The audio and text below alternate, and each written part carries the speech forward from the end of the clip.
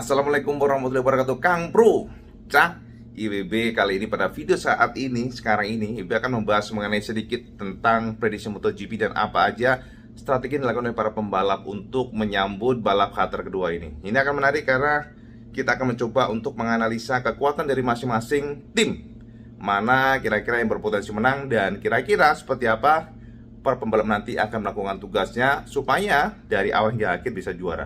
Kita akan coba kupas satu persatu. Sekilas informasi buat sampean, sekilas gambaran mengenai kualifikasi. Sampean tahu kan kemarin bagaimana pertarungan kualifikasi antara Yamaha dan juga Ducati. Dan Viñales pada kemarin itu memang luar biasa. Pada balap pertama udah luar biasa, dilanjutkan balap kedua yang bukan balap kedua, maksudnya kualifikasi yang terakhir ini juga sangat luar biasa. Dia bisa menorehkan waktu yang sangat baik.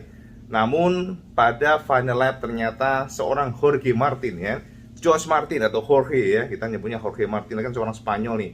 Jorge Martin yang berhasil merasuk menjadi pole sitter, jadi mengalahkan semua seniornya, ditampar Cak, dikaplokin semua seniornya, dia bisa meraih pole position ini luar biasa.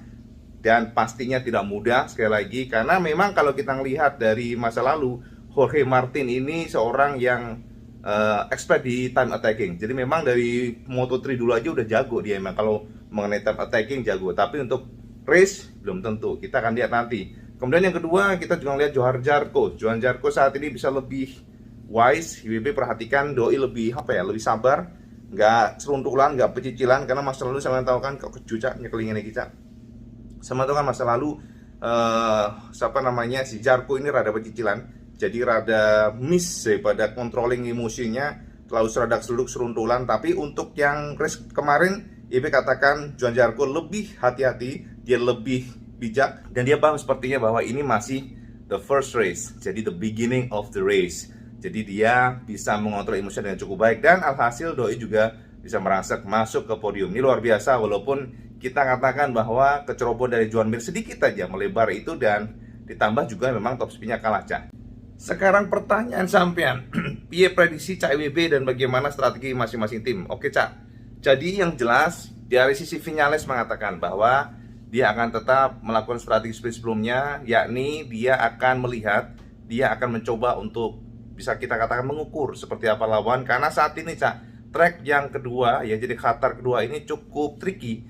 Jadi track ini banyak pasir, jadi sempat terjadi ada badai pasir, sehingga ini memberikan efek yang kurang baik buat para pembalap, khususnya traksi ban. Jadi traksinya ban ngedrop. Tapi kita tahu kan bahwa sebelum balap MotoGP kan ada balap Moto2, Moto3. Jadi diharapkan setelah mereka membalap, kemungkinan besar track akan bersih pada saat balap MotoGP. Jadi sekali lagi, mengenai manajemen ban ini sangat krusial di Qatar. Ini nomor satu. Ya, inilah yang membuat Ducati kemarin gagal, karena mereka sangat kencang di awal, tapi karena terlalu ngepush, ban sudah kehabisan traksi, ban sudah habis, maka pada final-final lap mereka tidak bisa menghadapi Viñales dan juga termasuk Joan Mir yang kedodoran. Mereka hanya selamat gara-gara top speed. Nah, untuk Viñales kemarin cukup cerdik ya. Dia hanya membuntuti, dia mengikuti. Memang ini sengaja oleh Viñales. Viñales mengatakan bahwa dia sengaja untuk melihat ritme depannya, dan dia berusaha untuk menghemat ban. Itu intinya. Jadi setelah final lap, setelahnya 5 laps to go, baru mereka Viñales nge-push dan berhasil. Dan ya, sementara untuk Joan Mir kali ini sepertinya masih belum berhasil. Suzuki saat ini kelemahan Suzuki adalah time attacking. Suzuki masih lemah di sana, Suzuki berusaha memperbaiki, namun pada Qatar 2 ini masih belum berhasil. Jadi sedikit lebih baik dibandingkan dengan sebelumnya, di mana untuk startnya Joan Mir itu di posisi 9, di sebelumnya 10. Yang pertama kan 10 Cak. Jadi di belakang sekarang ya satu posisi lebih bagus dengan posisi 9. Ya lumayan lah, walaupun sangat sulit pastinya. Karena gini Cak, Suzuki ini, kelemahan Suzuki adalah Suzuki lemah ketika mereka menggunakan ban yang masih baru atau fresh tire. Jadi ketika menggunakan fresh tire atau ban yang masih baru, Suzuki traksinya kurang baik. Makanya ketika saya memperhatikan time lapse atau kecepatan, mereka itu langsung menjauh dibandingkan rival. Jadi ketika start kemudian nge-push sama-sama, hanya 1-2 lap Suzuki sudah mundur 1,5 detik. Jadi ini tidak baik buat Suzuki. Makanya sekarang Suzuki berusaha keras untuk bagaimana ketika mereka menggunakan fresh tire ya, jadi ban yang masih baru, traksi motor tetap terjaga, traksi motor tetap sudah bagus, dan ini penting sekali supaya mereka bisa tidak tertinggal dengan lawan. Itu yang menjadi poin terpenting bagi mereka untuk mengejar ketertinggalan mereka. Karena gini Cak, ketika sudah di belakang kan cukup sulit, kita akan wasting time atau membuang waktu. Zaman mengejar pembalap di belakang itu butuh waktu, nyalip satu persatu, belum lagi ketahan, belum lagi ketika sampan berusaha menyalip tersebut menguras ban, menguras karet. Itu yang menjadi fokus utama Suzuki. Informasi Cak, Qatar adalah sebuah sirkuit yang cukup panjang. Jadi panjangnya sekitar 5,3 km dan ada 16 tikungan. Sebelah kiri itu kalau nggak salah ke kiri itu ada 6 tikungan, ke kanan ada 10 tikungan. Oleh karena itulah Michelin meracik ban asimetris.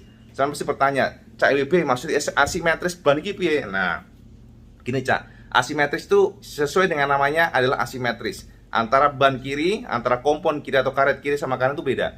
Jadi komponnya beda. Nah, kalau untuk yang saat ini di Qatar, Michelin menyediakan kompon ya dengan sebelah kiri lebih lunak, sebelah kanan sedikit lebih keras. Ini yang kanan untuk mengakomodasi tikungan yang lebih banyak ya. Dengan 10 tikungan artinya ada stres yang lebih untuk karetnya. Jadi karet yang lebih mendapatkan stres ini tentunya harus menggunakan kompon yang lebih keras. Itulah kenapa Michelin memberikan sedikit lebih keras dibandingkan dengan sebelah kiri. Jadi kalau saman bedah nih, saman pegang-pegang, saman tonjok-tonjok, saman istilahnya ya saman pakai kuku gini, yang sebelah kiri lebih lunak dibandingkan dengan sebelah kanan. Itu ban yang sekarang dipakai. Entah itu yang hard, soft atau medium, semuanya menggunakan asimetris. Jadi ini yang diberikan oleh Michelin untuk mereka-mereka supaya bisa tetap optimal pada saat membalap. Jadi traksinya lebih dapat, grip masih tetap dapat. Itu yang menjadi fokus utama dari Michelin. Dan kali ini bisa kita pastikan pertarungan akan seru, sebab sekali lagi ternyata Johann Zarco pun mengatakan bahwa dia tidak akan terlalu memforsir, sebab dia ingin mendapatkan poin sebanyak-banyaknya karena ini still the beginning of the season. Jadi masih awal, dia nggak mau ceroboh, dia nggak mau crash. Intinya dia hanya ingin mengumpulkan nilai atau poin. Jadi itu yang penting. Itu sepertinya ya kayak strategi dari John Mir ya. John Mir kan konsisten banget. Sekarang John Mir juga demikian. Johann Zarco juga demikian. Johann Zarco targetnya adalah meraih posisi tinggi-tingginya. Entah nomor 1 alhamdulillah, nomor 2 rapopo, nomor 3 ya rapopo. Yang penting dia ingin mengoleksi poin. Yang pertama. Yang kedua, Jack Miller pun sama. Jack Miller masih kedodoran dengan ban Cak. Jadi kemarin tuh problemnya ban. Jadi ban sama dengan Valentino Rossi yang sangat menderita. Valentino mengatakan bahwa dia suffering traksi ban belakang Cak. Jadi ban belakangnya tidak mendapatkan traksi, sehingga sekali lagi ban tersebut membuat motor ketika akselerasi sliding. Jadi sama bayangin wae, samaan betot gas ternyata traksi bannya nggak ada kan, ngesot belakangnya. Itulah membuat lap time-nya itu tidak kencang seperti pembalap Yamaha lain. Makanya Valentino Rossi ya nyon sewu mas, malas banget Cak di belakang sendiri ya, bukan di belakang sendiri sih. Yus paling buri lah ibaratnya ya, musim 18 kalau nggak salah ya. BB lupa yang apa 21 ya. Pokoknya di belakang lah. Kemudian Franco Morbidelli better ya, Franco Morbidelli ini juga sedikit gelisah kan kemarin kan mesinnya meleduk Yamaha. Namun menurut Franco Morbidelli dipastikan bahwa bukan masalah katup seperti tahun kemarin, karena kalau gejala dari motornya beda. Jadi kalau katup itu mesin langsung shutdown Cak. Jadi mesin langsung mati. Namun yang kemarin pada saat ngebul kemarin Cak, jadi pada saat meleduk itu yang kalian perhatikan ada asap-asapnya. Cuman EBB nggak bisa share di sini karena sekali lagi kan pakai handphone langsung aja, nggak ada buat ngedit sebagainya. Intinya adalah pada saat ngebul ternyata performa motor tetap tidak terjadi gejala ngedrop, hanya dia taunya bahwa itu ngebul ada black flag dengan nomornya dia. Jadi dipastikan bahwa secara mekanisme teknis sepertinya bukan katup yang bermasalah. Ini sedang diselidiki oleh Yamaha dan saat ini pun katanya mesin yang meleduk kemarin bisa diperbaiki. Jadi tidak ada mesin ditarik, masih utuh Kang Mas. Itu good news buat Yamaha. Dan kalau kita melihat John Mir ataupun Alex Rins sekali lagi mereka akan coba tidak ketinggalan jauh banget pada saat awal-awal lap, karena ini penting, krusial, karena mereka akan mencoba untuk time attacking buat attacking di last lap. Jadi mereka akan mencoba setelah 5 laps to go atau tersisa 5 lap, mereka akan mencoba untuk attack. Artinya apa? Dia harus menempel grup depan, jangan sampai terlalu jauh. Ini misi mereka saat ini, yang kedua nanti malam ini. Kemudian untuk Maverick Viñales dia akan mencoba untuk escape. Kata Viñales dia akan mencoba untuk escape, atau jika tidak memungkinkan dia akan mencoba untuk wait and see seperti kemarin. Jadi membuntuti pembalap depannya, kemudian baru dia attacking. Ini penting banget untuk menghemat ban. Sekali lagi, krusial banget karena Qatar memiliki straight yang cukup panjang, yakni 1 km lebih. Ini artinya apa? Dia harus bisa sedikit melebarkan gap dari Ducati jika Viñales ingin menang, sebab kalau terlalu nempel pasti Ducati akan nyalip dia. Karena sekali lagi Cak, V4 itu akan sangat sulit. Desmo Sidici sangat sulit dilawan mengenai ya top speednya. Karena Qatar ini secara tradisional, secara teknis memang menguntungkan buat Ducati yang memiliki horsepower lebih besar. Artinya apa? Cornering speed harus dioptimalkan buat Yamaha atau Suzuki. Kita lihat nanti, dan kita untuk yang KTM untuk Aprilia BBC katakan belum bisa banyak berbicara di sini karena mereka masih berkutat dengan, sekali lagi untuk KTM problem dengan ban. Jadi mereka belum bisa crop dengan bannya, sementara ya kalau Aprilia biasanya attacking awal oke, namun ketika sudah dipakai ya bannya itu memang ngedrop. Gimana dengan Honda? Honda lagi. Oke, dengan Honda memang kita belum bisa katakan Honda ini pada kondisi yang levelnya sama dengan para pembalap para tim lain, karena saat ini para pembalap sepertinya masih berusaha keras untuk adaptasi, termasuk Pol Espargaro.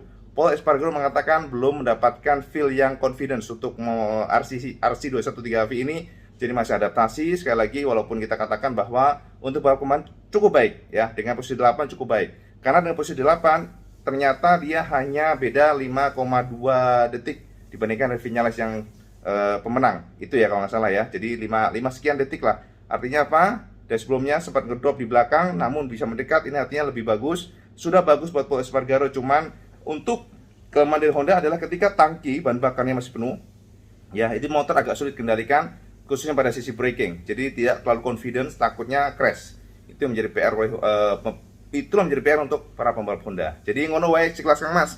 Jadi kalau sama nanya Cak IWP terus yang menang siapa kira-kira? Yang menang IB belum tahu, tapi kalau kita meraba secara secara awam ya, secara awam bisa jadi kalau Jack Miller mampu ya, sekali lagi mampu memecahkan problem dengan banyak, bisa saja Jack Miller ke depan, tapi Vinales akan menjadi salah satu pembalap yang berpotensi juara sekali lagi di sini.